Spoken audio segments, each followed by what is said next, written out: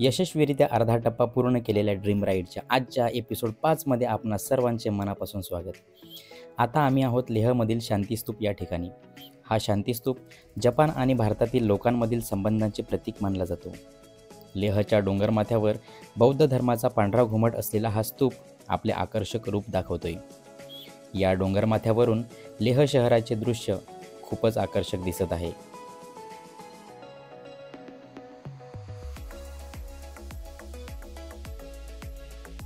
मित्रांनो, लेह शहरातून पुढे लडाखला जाण्यासाठी प्रथम परमिट चेक करावे लागते। आमच्या मनात असलेल्या प्रश्नाचे मात्र या ठिकाणी निरसन झालेच।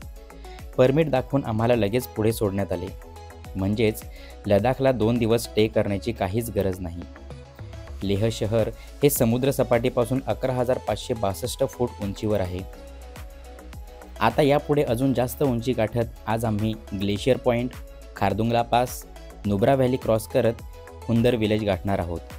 तसे पाहता लेह ते हुंदर विलेज हे फक्त 121 किलोमीटर आहे, परंतु मध्ये खारदुंगला पास लागत असल्यामुळे वेळ तसा अधिकच लागणार आहे।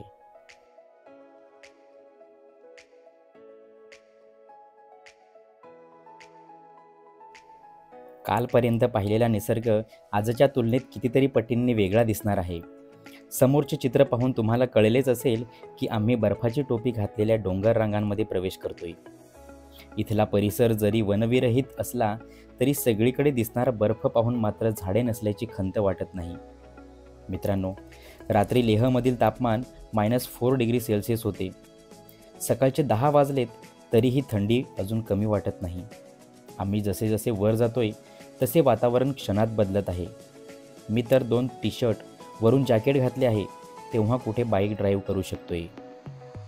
आणि हे बघा, ज्याची मी प्रतीक्षा करत होतो तो क्षण आलाच।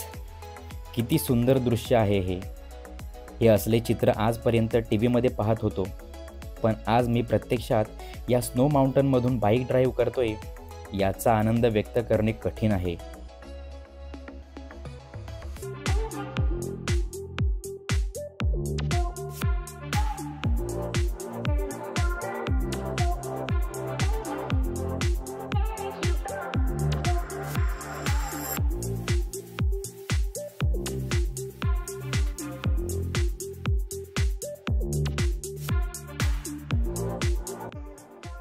या बर्फाच्छादित माउंटनमधून आज प्रवास करायला खूपच मजा वाटत आहे। खरं तर आज मी हा जो निसर्ग पाहतोय तो फक्त राजेशमुळे, त्याच्या इच्छेमुळेच हा मी प्लॅन करू शकलो।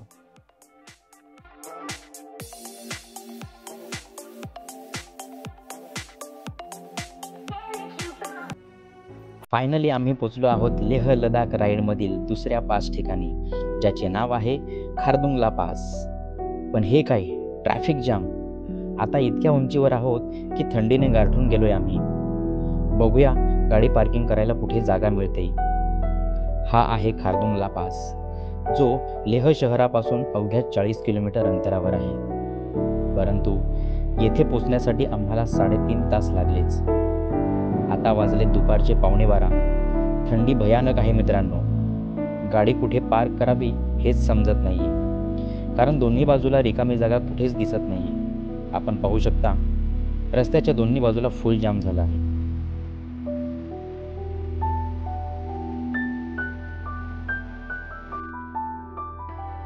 अखेर बाईक पार्क करून इथे आलो खरे, पण हा पास इतक्या उंचीवर आहे की येथे मला थोडा श्वास घ्यायला त्रास व्हायला लागलाय। अक्षरशः राजेशच्या खांद्यावर हात ठेवून मी चालतोय। मित्रांनो, खारदुंगला पास हा सध्या लेह लडाखमधील सर्वात उंच पासपैकी दुसऱ्या क्रमांकाचा पास आहे, ज्याची उंची 17,982 फूट आहे। थोडी चक्कर आल्यासारखी वाटत आहे। राजेश पण तेच म्हणतोय। इतक्या उंचीवर आहोत त्यामुळे या गोष्टी होणारच, परंतु हे सर्व बाजूला ठेवून मी मात्र गेलो एन्जॉय करायला।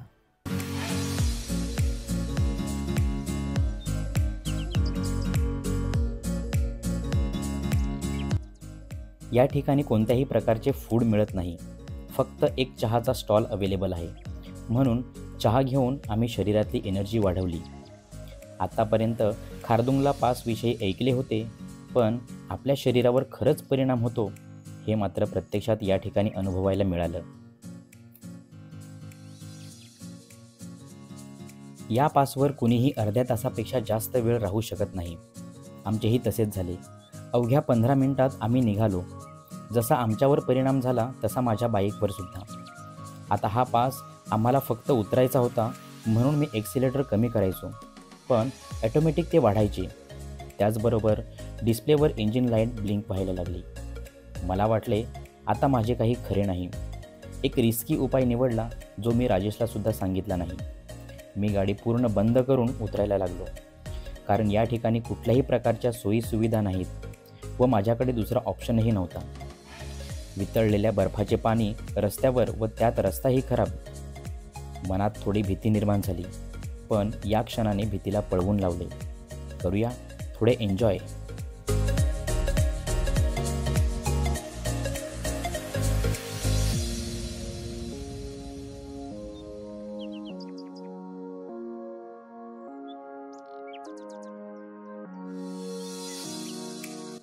अखेर 1 तासानंतर हा पास उतरून आम्हाला चांगल्या रोडचे दर्शन झालेच. लडाख या अशा थरारक पासेससाठीच प्रसिद्ध आहे. जणू काही ही लढाई संपवून आम्ही गडाखालीच आलोय असेच वाटायला लागले.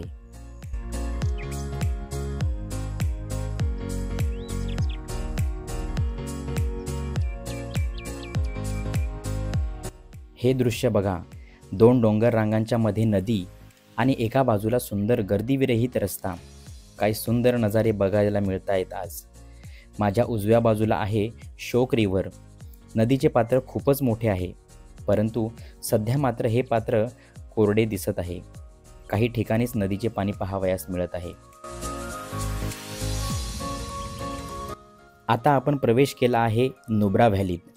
लडाखमधील एक प्रसिद्ध व्हॅली म्हणून हिला ओळखले जाते. मित्रांनो, लेहनंतर याच ठिकाणी पेट्रोल पंप पाहावयास मिळतो. नुब्रा व्हॅलीतूनच आपण हुंडर विलेजला जाणार आहोत. आजचा आपला स्टे हा हुंडर विलेजलाच असणार आहे.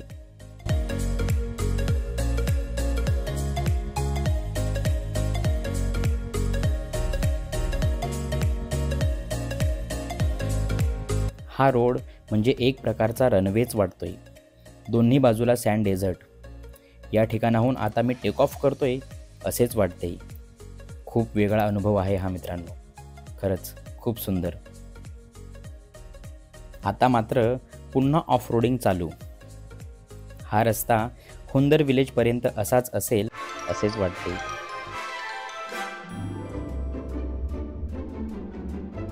सिंगल रस्ता असल्यामुळे थोडी ट्रॅफिक आहे. लँडस्लाईड झाल्यामुळे रस्त्याची कामे चालू आहेत. आपण पाहू शकता माझ्या उजव्या बाजूला शोक रिव्हर पाहावयास मिळत आहे. श्रीनगरनंतर आज पहिल्यांदाच एवढा खराब रस्ता पाहावयास मिळत आहे.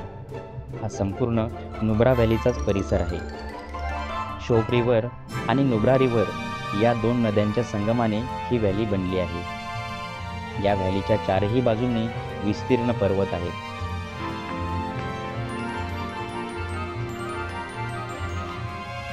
रस्ता दिसतोय तितका सोपा वाटत नाहीये. जीव मुठीत घेऊन जावे लागत आहे या ठिकाणाहून, कारण लँडस्लाईडचा धोका कधी निर्माण होईल काहीच सांगू शकत नाही. कामे वेगाने चालू असल्यामुळे आम्ही पुढे जाऊ शकत आहोत. या ठिकाणी तुम्ही पाहू शकताय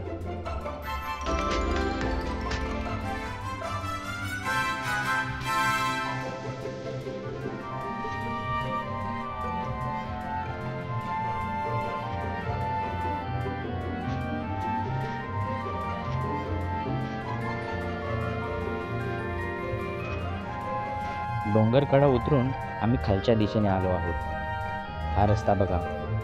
शोक रिव्हरच्या मधून हा रस्ता काढण्यात आलेला आहे. रस्त्याची अवस्था तशी काही चांगली नाहीये, परंतु याच रस्त्याने आपल्याला हुंडरला पुढे जायचे आहे.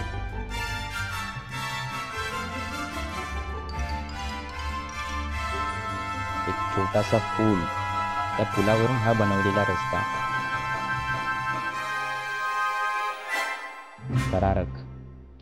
थरारक रोड इथले. सँड ड्यून्स हे सुद्धा लडाखमधील आकर्षक ठिकाण आहे. माझ्या दोन्ही बाजूला वाळू दिसत आहे. त्यावरूनच आम्ही आता सँड ड्यून्स ठिकाणी पोचणार ही चिन्हे दिसत आहेत. मध्ये बिस्किट गाव लागले. परंतु उद्या याच मार्गाने पुन्हा यायचे असल्यामुळे आम्ही तेथे न थांबता पुढे हुंदर विलेजकडे निघालोय. हुंदर गावाआधीच 3 किलोमीटर अंतरावर हे सँड ड्यून्स म्हणजेच वाळूचे डोंगर पाहावयास मिळतात.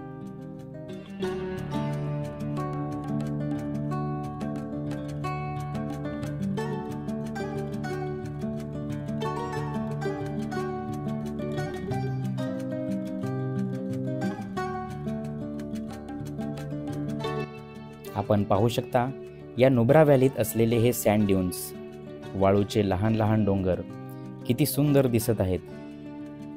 हे आश्चर्य फक्त हुंदर विलेजमध्येच मिळेल. आता आपण पोचलो आहोत हुंदर या विलेजमध्ये. एका बाजूला गाव तर दुसऱ्या बाजूला सँड डेझर्ट व त्याचबरोबर शोक रिव्हर. खरंच हा परिसर इतका वेगळा आहे की संपूर्ण राईडचा थकवा नाहीसा झालाय. हॉटेल बुक करून लगेच आम्ही हुंदर विलेज एक्सप्लोअर करायला आलोय. खूप सुंदर परिसर आहे इथला. इथे सूर्यास्त सुद्धा खूप उशिरा होतो. हे आहे डबल हम बॅक्टेरियन कॅमल, जे फक्त लडाखमधील हुंदर याच ठिकाणी पाहावयास मिळतात. राजेशला आणि मला ही संधी सोडायची नव्हती, म्हणून खास डबल हम कॅमल पाहण्यासाठी आम्ही हुंदर विलेजला आलो.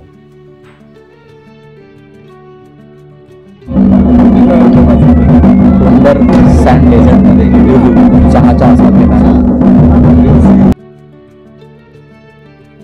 बाजूलाच हुंदरमधील एक लोशेन नृत्याचा कार्यक्रम चालू आहे. जाऊन बघूया प्रत्यक्षातच.